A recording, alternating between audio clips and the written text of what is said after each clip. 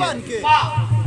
जीवन एक रेल है, पैसेंजर या मेल है। जीवन एक रेल है, पैसेंजर या मेल है। आना जाना या वो तो कुदरत का खेल है। जीवन एक पैसेंजर या आना जाना यार वो तो कुदरत का खेल है।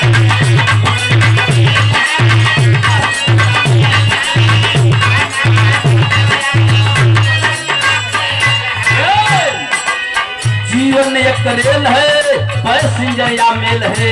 आना जाना यारो तो कुदरत का खेल है। पढ़े लिखे साथी गौर करेंगे। लोग बताते हैं जब बच्चा गर्भ में पलता है तो शैशवावस्था, बाल्यावस्था, युवावस्था, वृद्धावस्था तक जाता है। यही पैसेंजर है। लेकिन मेल कौन बा? जौन 17-18 वर्ष का लड़का ये अपाची गले में लेके गई आ ट्रक में मार के मर गई। बाहर जिंदगी छित जल पावत गगन समीरा, पांच तत्व के रचित समिया।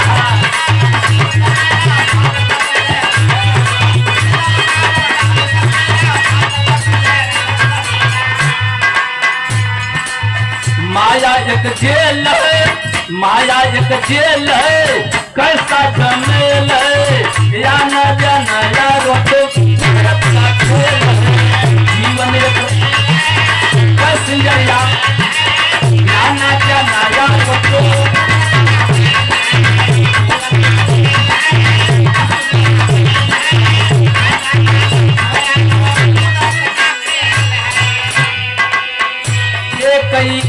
एक लाइन में एक लाख की बात कभी भी लिख रहे हैं। क्या माया नगरी को माया नगर पे माया नगर को जाना।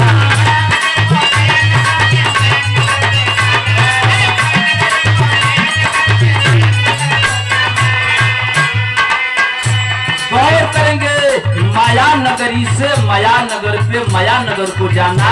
हम लोग जिस नगर में रह रहे हैं यह नगर माया की, और हम जहाँ जाएंगे वो भी नगर माया की। लेकिन एक ऐसी ऊंची चीज, राजा मरे, रंग मरे, भिखारी मरे, एक वो चीज सबकी खातिर समान है। जरा समझेंगे क्या? भाड़ा भाड़ा भाड़ा भाड़ा माँ भैया भाड़ा नित्य भैया, चालक नित्य बदलते रहते, भाड़ा वही पूरा।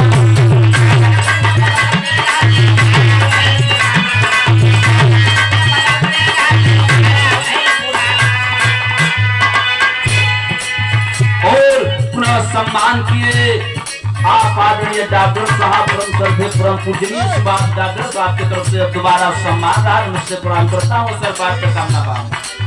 हम में करके यारो सब जाना था कि मरे के, लेकिन तो हम में करके यारो कैसा झमेल है। हम में करके यारो कैसा झमेल है।